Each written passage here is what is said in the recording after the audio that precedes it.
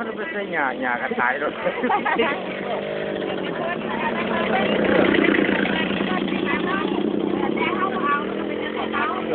ม่ใช่กล้ากับตายไม่ใช่หญ้ากับตายเพื่อจะไปหยังนี้บ้านไผบ้านมันดำเนินการของเขาต่อไป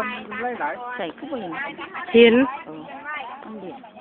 แต่มีสิ่งหนึ่งที่เราอยากบอกให้พ่อแม่พี่น้องรับรู้รับฟังว่าการกระทำครั้งนี้เราก็มีส่วนรู้เห็นนำเรารับผิดชอบเราขอเราการรับผิดชอบแต่ที่เราขอเบาอย่างชัดเจนอาจจะใช้คำว่านักเกินไปคือรถปุ๋ยจอดอยู่หน้าบ้านผู้ซอย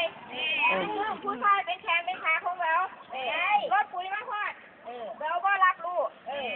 เราได้มาจากการเลือกตั้งพ่อแม่พี่น้องทุกคนเลือกเรามา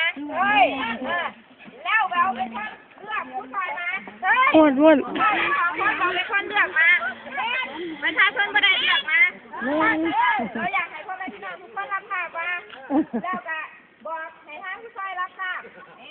ว่าแล้วได้ท่านพิจารณาตัวท่านเองแล้วท่านก็ต้องยืนยันว่าท่านเข้ามาได้จุดนี้โดยตัวไหนถ้าท่านคิดว่าท่านไม่ได้จะทำความผิดท่านออกก็ได้ก็บ่เป็นหยังแต่ท่านคือคิดเบิ่งมาท่านเฮ็ดได้ยังไงกับพ่อแม่พี่น้องบ้านน้องฟางทุกคนเฮ็ดบ้านคือเราเสียใจ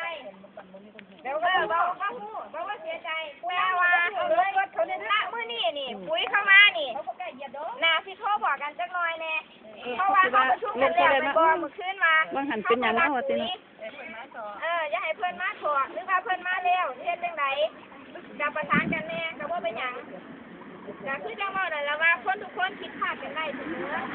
เพราะฉะนั้นทุกคนความคิดให้โอกาสทุกคนกับคิดแล้วอย่าคิดอีกแม่ค่ะก็บ่เป็นหยังการกระทำเดิมๆเขาก็คงสิบ่มีการกระทำเกิดการซ้ำซากจ่าเว้ย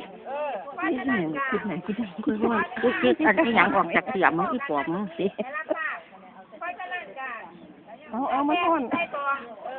พ่อแม่พี่น้องแล้วแต่สิใต้ตองของพ่อแม่พี่น้องเองแต่ว่าเรายืนยันว่าเราเป็นคนกลางแล้วก็เรามีหน้าที่ในการสื่อสารและประสานเท่านั้นเราไม่ได้มีอำนาจตัดสินใจถ้าพ่อแม่พี่น้องเห็นสมควรยังไงก็เดี๋ยวเข้าไปหาเรื่องกันอีกทีนึงบ้านเมืองที่ดำเนินการไปได้บ่แม่นเราแค่3 คนถ้าพ่อแม่พี่น้องบ่เห็นน้ำเราก็เฮ็ดบ่ได้เราอยู่บ่ได้คือกัน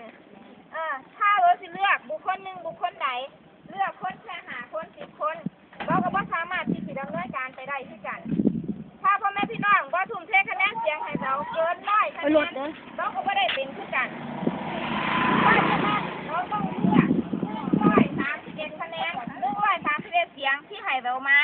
เราบ่สามารถที่จะเลือกแค่5 เสียง6 เสียง9 เสียง10 เสียงแค่